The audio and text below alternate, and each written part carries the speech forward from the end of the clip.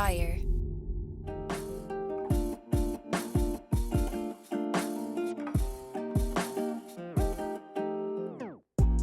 Welcome back to the Kidney Stone Diet Podcast, the show about reducing your kidney stone risk and living your best life. I'm your host and fellow student, Jeff Saris. Hey, Jeff. It's Hi.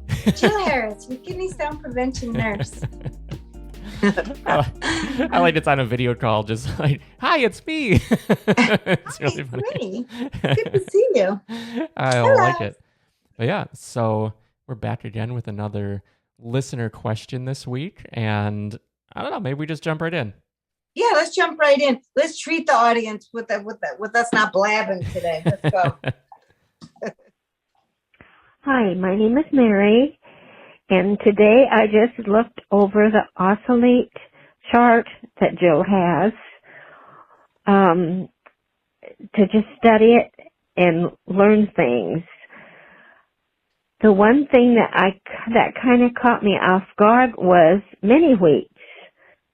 And when I had pericarditis, they told me that mini wheats did not have salt in it and to eat that.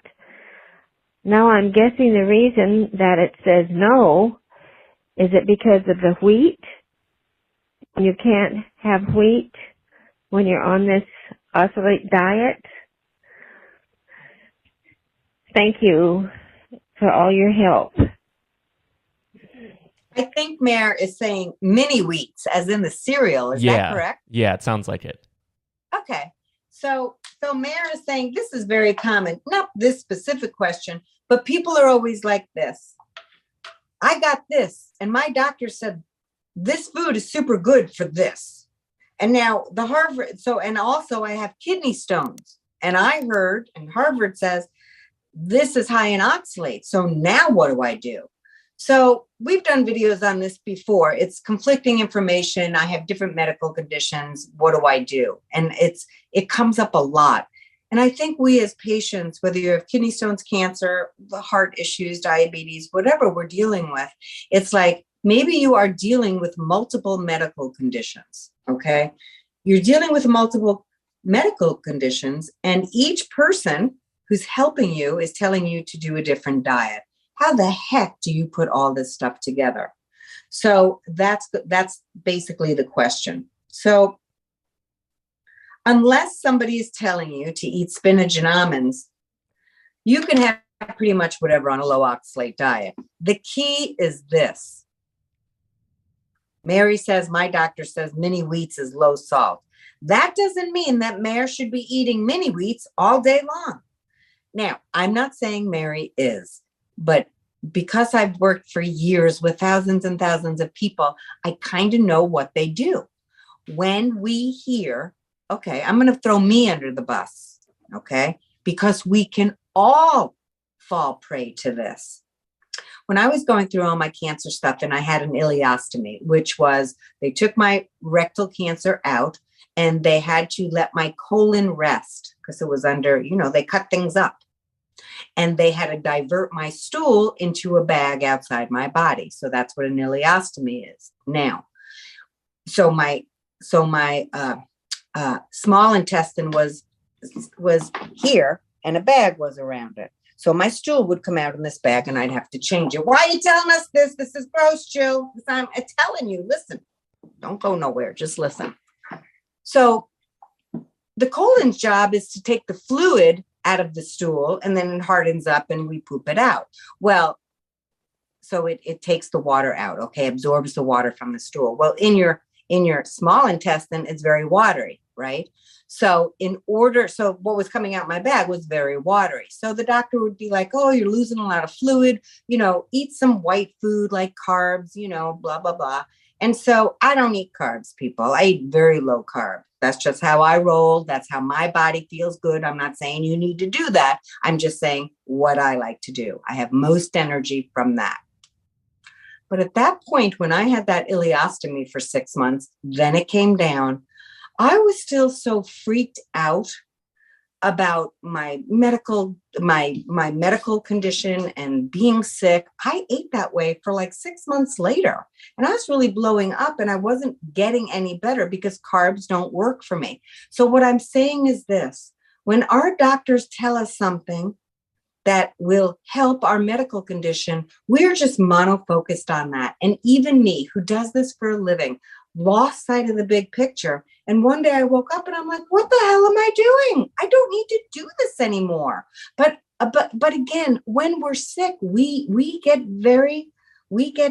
anxious. We don't think right. And this is again why I'm so love doing this for a living, because I think being a patient with my own illness taught me more, even way more, on how to connect with people who are ill. So in a way, it brought me even more human connection to my fellow patients that I talk to every day.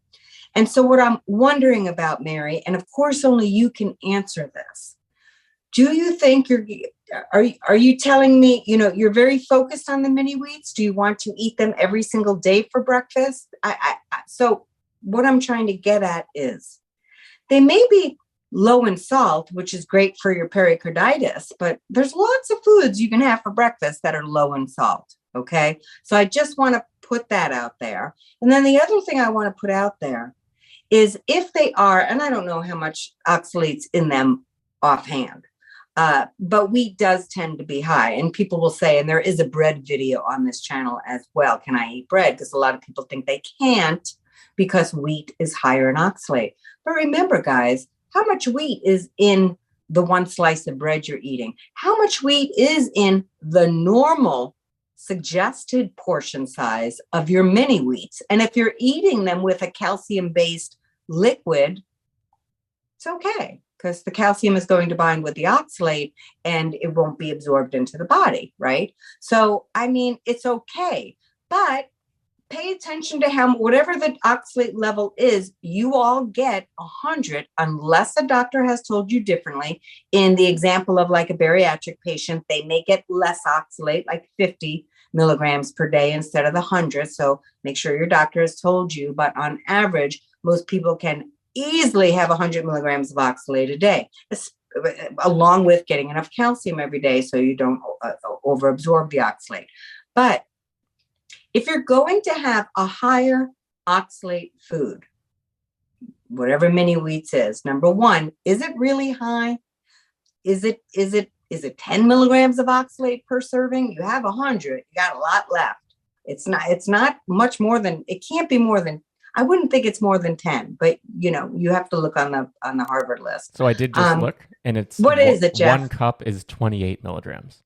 Okay, so if you're having 1 cup, that's okay. I'm glad you checked. So that's almost 30. So my question to Mary is that, so there's a few things she can do. She's going to have that with the calcium-based product.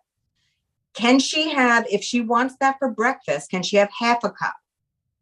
And that's 30, the whatever, 16.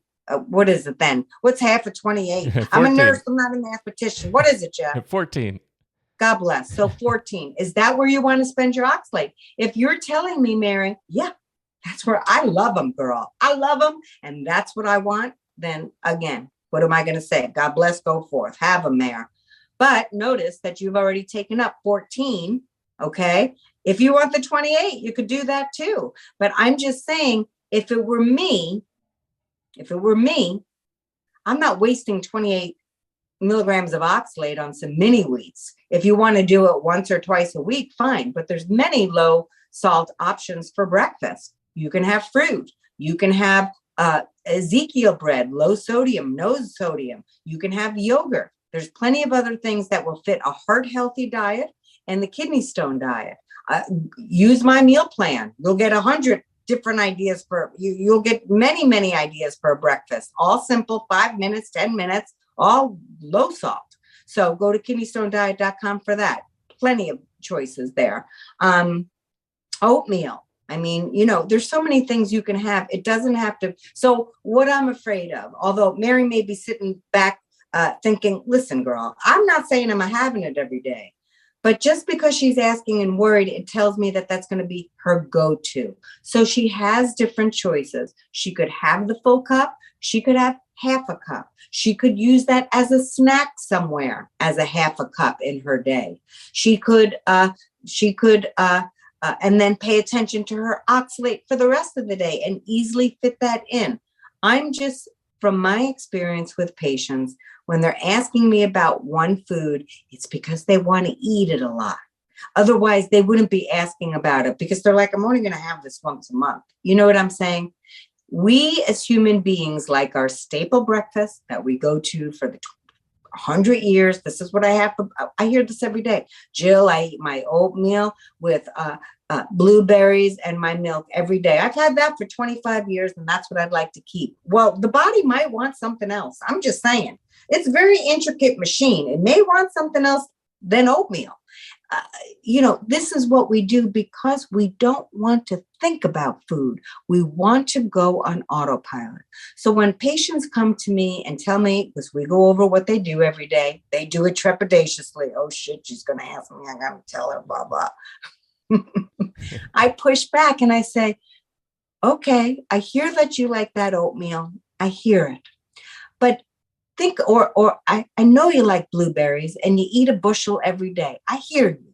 I'm just saying, as I always say, when you go into the produce section, wow, so much offering. There's so much offered there. Push yourself. Get a blackberry. Oh, Jill, I couldn't possibly. Just think about it, Charles. Think about it. And next week, when we meet, let me know how it goes. And he writes me or calls me and he says, God, Jill, I like them. I like them a lot. Many times we base what we're doing every day, how we felt when we were 12. Oh, Jill, I don't know why I eat bologna sandwiches with mayonnaise. Well, what'd your mother pack you for lunch? Oh, come to think of it, bologna sandwiches with mayonnaise. Things become habits. We go on autopilot. I'm challenging all our listeners right now.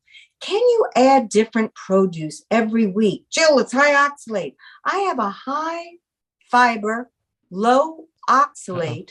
I lost your video. You did? There you are. Okay, you're back. I have a high fiber, low oxalate produce list.